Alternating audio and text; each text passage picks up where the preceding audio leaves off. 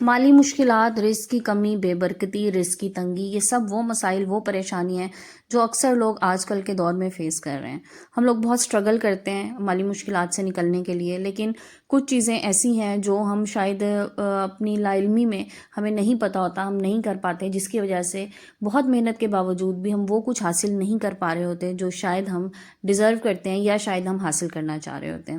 آج کی کہانی میری ایک ایسی بہن کی ہے جنہوں نے مجھے بہت دور سے اپنی کہانی بھیجی، پاکستان سے باہر وہ رہتی ہیں، اور انہوں نے مجھے بتایا کہ میرے ساتھ استغفار کا جو میریکل ہے، اس کی سٹوری آپ ضرور شیئر کیجئے اپنے سننے والوں سے، کیونکہ وہ کہتی ہیں کہ مجھے اس سے اتنا فائدہ ہوا۔ آپ یقین جانیے کہ ایک ٹائم ایسا آیا تھا کہ ہم وہ ملک چھوڑ کے واپس پاکستان آنا چاہ رہے تھے، اور گلف اسٹیٹ میں وہ رہتی ہیں، اور وہ کہنے لگی کہ ہم پاکستان واپس آنا چاہ رہے تھے کیونکہ ہمیں ایسا لگ رہا تھا کہ اب ہم یہاں سروائیو نہیں کر سکیں گے۔ لیکن کہتی ہیں پھر میں نے استغفار اور یہ ایک سورہ اس طرح سے پڑھنا شروع کی تو آپ یقین کیجئے 1 مہینے میں حالات بالکل بدل گئے، اور ہم جو واپس آنے کے لیے سوچ رہے تھے کہ ہم وہاں جا کے اپنا چھوٹا موٹا ہی صحیح کچھ وہاں پہ کر لیں گے، ظاہر ہے یہی ہوتا ہے انسان کو کہ پاکستان واپس آ جائیں تو اپنا گھر ہے اگر تو چلیں، ہمیں کم از کم رینٹ وغیرہ سے جان چھوٹ جائے گی اور کسی نہ کسی طرح ہم اپنا سرکل چلا لیں گے۔ تو کہنے لگی وہ سب کچھ حالات واپس پلٹ گئے، اور اب آپ یقین کریں کہ میرے گھر میں بہت خوشحالی ہے الحمدللہ۔ تو بس جناب آج کی ویڈیو میں ان کی سٹوری شیئر کریں گے، کس طرح سے انہوں نے استغفار ہوئی سورہ جو انہوں نے بتائی ہے پڑھی ہے وہ بھی آپ لوگوں کے ساتھ شیئر کروں گی۔ ویڈیو کو کمپلیٹ واچ کیجیے گا تاکہ آپ کے چھوٹے چھوٹے سوال جو آپ کے ذہنوں میں آتے ہیں استغفار کے حوالے سے، ان سب کا رپلائی بھی آپ کو انشاءاللہ اس ویڈیو میں ملے گا۔ السلام علیکم and welcome back to my YouTube channel. I hope کہ آپ سب خیریت سے ہوں گے۔ الحمدللہ جی میں بھی بالکل ٹھیک ہوں۔ استغفار سیریز کی ایک اور ویڈیو لے کے آپ لوگوں کے سامنے پھر آ گئی ہوں، اور ویڈیو کو پلیز کمپلیٹ دیکھا کریں کیونکہ ایک سوال بار بار بار بار مجھے آتا ہے اور اس کا میں آنسر ہر بار دیتی ہوں، لیکن کیونکہ آپ لوگ ویڈیو کمپلیٹ نہیں دیکھتے، آپ لوگ سے ویڈیو کا ٹائٹل دیکھ کے اور پھر یہ کہتے ہیں کہ جی بتائیں کیا پڑھنا ہے، تو وہ میں آپ کو ساری ڈیٹیلز جو ہے نا وہ ہر ویڈیو میں بتاتی ہوں۔ آج کی ویڈیو میں پھر بتاؤں گی، اور ساتھ ہی ساتھ اپنی بہن کی سٹوری بھی شیئر کروں گی۔ ہوپ فلی آپ کے لیے بہت موٹیویشنل سٹوری ہوگی اور آپ لوگ اس کو سن کے ابھی سے استغفار شروع کر دیں گے۔ تو جناب لیکن اس سے پہلے ایک چھوٹی سی ریکویسٹ میری طرف سے کہ چینل پہ نئے ہیں تو چینل سبسکرائب کر دیجیے گا، اور ویڈیو پسند آئے تو اسے صدقہ جاریہ سمجھ کے ضرور شیئر کیجیے گا۔ تو جناب ان کی کہانی انہی کی زبانی سنتے ہیں۔ تو یہ کہتی ہیں کہ میرے ہسبینڈ کی نا بہت اچھی جاب تھی، اور میرے ہسبینڈ شادی سے پہلے سے یہاں پہ سیٹل تھے، اور شادی کے کہتی ہیں سال کے بعد تقریباً میں آ گئی یہاں پہ، اور یہاں آنے کے بعد میرے ماشاءاللہ 2 بچے ہوئے، اور ہمارا زندگی کا سرکل بہت بہتر ہی چل رہا تھا، اور مطلب کہتی ہیں کوئی اتنی زیادہ نہیں تھا کہ ایسے کہ میں کہوں کہ بہت کوئی امیر کبیر تھے، لیکن ہاں الحمدللہ بہت اچھا سرکل چل رہا تھا۔ گھر بھی وہ کہتی ہیں ہم پاکستان بھی مطلب جو فیملی تھی ہسبینڈ کی تو وہاں بھی ہم پیسے ویسے بھجوا دیا کرتے تھے، لیکن کہتی ہیں سڈنلی ایسا ہوا کہ ہسبینڈ جو ہے نا وہ جاب لیس ہو گئے۔ اب کہتی ہیں کچھ عرصہ تو ہم نے اپنی سیونگ سے گزارا کر لیا، لیکن اس کے بعد اب ہسبینڈ کوشش میں بھی لگے ہوئے تھے کہ کسی نہ کسی طرح میں یا تو کوئی جاب کر لوں یا کوئی بزنس جو ہے نا وہ میں سٹارٹ کر دوں، لیکن کہتی ہیں وہ کہیں پہ بھی نا ہمارا نہیں ہو پا رہا تھا۔ تو کہتی ہیں سچویشنز بہت خراب تھی، آپ کو پتہ ہے بچے جو ہے نا وہ اسکول گوئنگ تھے، اور اسکولنگ اچھی خاصی مہنگی ہوتی ہیں ان جگہوں پہ، تو کہتی ہیں وہ بچوں کی فیس وغیرہ جمع کرانا اور مطلب بچوں کے سارے اخراجات پورے کرنا ہمارے بس سے باہر ہو رہے تھے۔ تو کہتی ہیں اسی حالات میں تقریباً ہمیں 5 ماہ گزر گئے، اور پھر گھر والوں نے وہاں سے کہنا شروع کر دیا پاکستان سے کہ آپ لوگ اتنے مشکل حالات میں ہیں تو آپ لوگ بہتر ہے واپس آ جائیں، کیونکہ اگر وہاں پہ نہیں کوئی کام ہو پا رہا تو جگہ بدل لیں، شاید آپ کا کوئی کام بن جائے۔ تو کہتی ہیں میں نے اس دوران جو ہے نا نماز کہتی ہیں میں ریگولر پڑھتی تھی الحمدللہ، تو کہتی ہیں میں نے نماز اپنی جو پڑھتی تھی اس کے بعد میں نے سٹارٹ کر دیا نمازوں کے ساتھ ہی استغفر اللہ، اور اس کے ساتھ کہتی ہیں میں نے کیا کیا کہ رات کو سونے سے پہلے نا، کیونکہ کہتی ہیں میں گھر میں بچپن سے دیکھتی آئی تھی اپنی مدر کو پڑھتے ہوئے کہ وہ رات میں سونے سے پہلے سورہ واقعہ، سورہ ملک اور سورہ رحمان ضرور پڑھتی تھی۔ تو کہنے لگی اب ظاہر ہے بچوں کے ساتھ ہم لوگ ٹائم کا شارٹیج تو ہوتی ہے، ظاہر ہے جو میری بہنیں مجھے سن رہی ہیں جن کے چھوٹے بچے ہیں وہ اس بات سے ایگری کریں گی کہ بس ہم لوگوں کی کوشش یہ ہوتی ہے کسی نہ کسی طرح ہم لوگ نماز جو ہے نا وہ پوری کر لیں، اور چھوٹی چیزیں یا چھوٹی چھوٹی صورتیں جو ہے نا وہ اکثر ہی اگنور کر جاتے ہیں ہم، یا ہم سے نگلیکٹ ہو جاتی ہے، اگنور تو نہیں کہیں گے استغفر اللہ، تو ایسا ہوتا ہے کہ ٹائم کی کمی کی وجہ سے ہم نہیں پڑھ پاتے۔ تو کہنے لگی میں نے کہا کہ میری امی نے مجھے کہا کہ تم سورہ واقعہ لازمی پڑھو کیونکہ اس سے بہت برکت ہوتی ہے، اور رزق میں برکت دیکھیں سب سے بڑی چیز ہوتی ہے رزق میں برکت، تھوڑے میں بھی زیادہ انسان کو لگنے لگ جاتا ہے۔ تو کہنے لگی میں نے وہ سورہ واقعہ پڑھنا شروع کی ڈیلی رات میں، اور ساتھ ہی ساتھ کہنے لگی میں نے استغفار بھی شروع کر دیا۔ تو کتنی لگی اب دیکھیں استغفار کے حوالے سے پھر میں یہاں پر ایک چیز کلیئر کر دوں کہ اگر آپ صرف استغفر اللہ پڑھ لیتے ہیں تو کافی ہے، ٹھیک ہے، ایک क्वेश्चन बार बार आता है, इस्तगफार करें, अस्तगफार करें, क्या पढ़ें? तो अस्तगफिरुल्लाह, अस्तगफिरुल्लाह, अल्लाह मुझे माफ़ कर दे, अल्लाह से माफ़ी मांगनी है ना, खाली अस्तगफार अस्तगफार पढ़ने का तो कोई फ़ायदा नहीं है। सबसे छोटा अस्तगफार है अस्तगफिरुल्लाह, ठीक है, वो पढ़िए।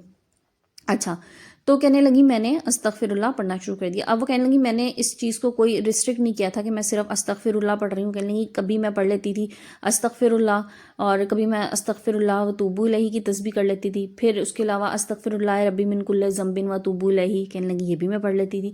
तो कहती मैंने ये पढ़ना शुरू कर दिया, और कहने लगी मैंने बगैर किसी काउंटिंग के पढ़ा, मतलब कोई ये नहीं कि 100-200 दफ़ा, कहती जितना मुझे मेरा दिल करता था ना। और ये ऐसी चीज़ है जब एक दफ़ा आपने करना शुरू कर दिया ना तो आपका दिल खुद ब खुद करेगा इसको कंटिन्यू करने के लिए, और आप हर वक्त पढ़ते रहेंगे। तो कहने लगी मैं बस नमाज के बाद, हर नमाज के बाद बैठती थी और जितना मुझसे पढ़ा जाता था मैं पढ़ना शुरू कर देती थी। तो कहती कभी 2 तस्बीहें कर ली, कभी 3 कर ली, कभी 10 कर ली।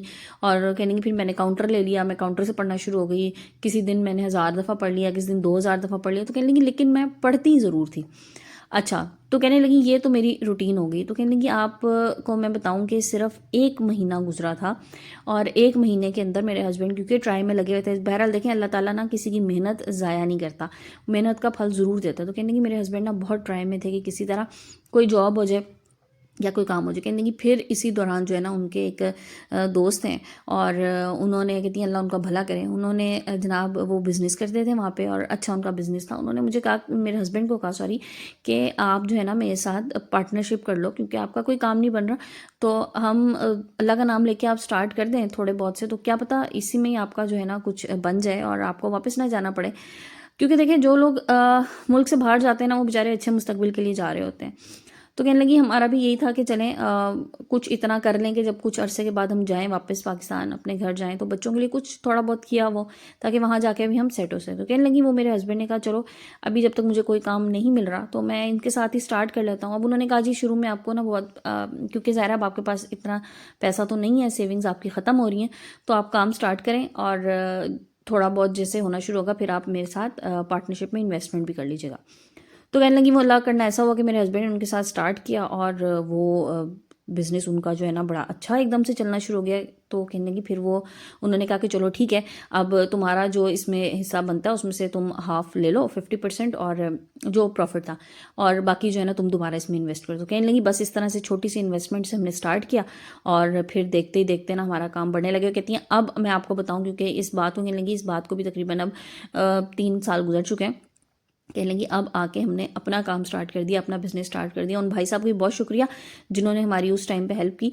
तो कहने लगी अपना बिज़नेस स्टार्ट कर दिया, बहुत अच्छा हमारा काम चल रहा है। लेकिन उन्होंने कहती हैं कि मैंने वो दिन और आज का दिन मैंने इस्तग़फ़ार को नहीं छोड़ा, क्योंकि बहुत सी मुश्किलात, बहुत सी परेशानियां हम सोच भी नहीं रहे होते, असल में हमारे गुनाह होते हैं, और उन गुनाहों की वजह से ना हमारी बहुत सी चीज़ों में रुकावट आना शुरू हो जाती है। तो कहने की बस वो रुकावटें दूर होना शुरू हो गई। अब वो कहती हैं कि अब आप यकीन करें, मुझे अब कभी कभी कहती हैं अल्हम्दुलिल्लाह ऐसा लगता है कि मैं जो चीज़ दिल में सोचती हूँ ना, जो चीज़ बस मैं सोच रही होती हूँ कि हाँ मुझे ये करना है, मुझे ये लेना है, या किस तरह से कहने की मैं वो अल्लाह ताला इस तरह से मुझे दे देते हैं कि मैं कहती हैं इतनी शुक्रगुजार होती हूँ कि मेरी आंखों से आंसू निकल आते हैं कि अल्लाह मैंने तो सिर्फ दिल में सोचा था और तूने मुझे अता कर दिया। देखें जब ये वाली स्टेज आ जाती है ना तो ये स्टेज होती है बहुत बहुत शुक्रगुजारी वाली। जितना आप अल्लाह ताला का शुक्र अदा करेंगे ना फिर उतना ज़्यादा अल्लाह ताला आपको नवाजेगा। और एक और चीज़, हमेशा अपना हाथ देने वाला रखें। आपके पास जितना है ना उस पर आप ये ना समझें कि बस ये मुझे मिल गया तो ये मेरा ही है, उसमें से ज़रूर किसी ना किसी का हिस्सा अल्लाह ताला ने आपको दे के भेजा होगा, वो आया होगा माल आपके पास, लेकिन उसमें से आप देने वाला हाथ रखें। जब आप देने वाला हाथ रखते हैं ना तो फिर अल्लाह ताला उसको कई गुना बढ़ा के आपको वापस देता है। इसलिए हमेशा कोशिश करें कि अपने इर्द गिर्द देखें कोई डिज़र्विंग इंसान है, कोई ऐसा इंसान है जिसको आपको लगता है कि आप उसकी अगर कोई छोटी सी ज़रूरत पूरी कर देंगे तो वो शायद वो उसके लिए बहुत बड़ी चीज़ हो। बाज़ दफ़ा हमारे लिए कोई चीज़ ज़ीरो होती है और दूसरे बंदे के लिए उसकी बेशुमार कदर होती है, बेशुमार उसकी कीमत होती है। सो इसलिए लोगों की मदद करना शुरू कर दें और बिल्कुल खामोशी से करें, बगैर शोर मचाए, और फिर देखें किस तरह से अल्लाह ताला आपको रंग लगाता है। और कहते हैं ना भाग लगा देता है अल्लाह, तो वो अल्लाह जनाब भाग लगाता है ना। तो फिर एक चीज़ और बताऊं कि कभी किसी को भाग लगे, रंग लगे देखे ना तो यकीन कीजिए फिर कहीं ना उसका हाथ देने वाला होगा। फिर कहीं पीछे जाके देखिएगा कि कोई ऐसी जगह होगी जहाँ पे उसको खुद बड़ी ज़रूरत थी, लेकिन उसने अपनी ज़रूरत को पसे पुश डाल के किसी और की ज़रूरत को पूरा कर दिया। और फिर एक और चीज़ जो सबसे इम्पॉर्टेंट चीज़ है, उसको माँ बाप की दुआएं लगी हुई होंगी। यकीन करें जिन लोगों को माँ बाप की दुआएं लगती हैं ना, یہ لوگ نکھر جاتے ہیں، ان لوگوں کی زندگیاں سنور جاتی ہیں. اس لیے اپنے ماں باپ کی بہت بہت خدمت کیجیے، اور ماں باپ کا کہاں مانے، میں کہتی ہوں. اور ہمیشہ ایک دعا اور بھی کیا کریں کہ اللہ پاک سب کے بچوں کو ماں باپ کا فرما بردار بنائے، اور اللہ تعالیٰ ہمارے بچوں کو ہمارا فرما بردار بنائے. آمین یا رب العالمین. تو یہ تھی جناب میری بہن کی پیاری سی سٹوری، اور آپ لوگوں کے ساتھ شیئر کرنے کا مقصد یہ تھا تاکہ آپ لوگ بھی اپنی زندگی میں استغفار کو شامل کریں. تو آج کی ویڈیو کو اینڈ کرتے ہیں. انشاءاللہ کل ایک نئے ٹاپک، نئے ویڈیو کے ساتھ آئیں گے. جب تک کے لیے اپنا بہت سا خیال رکھیے گا اور مجھے دعاؤں میں یاد رکھیے گا. جزاک اللہ، ٹیک کیئر اینڈ اللہ حافظ.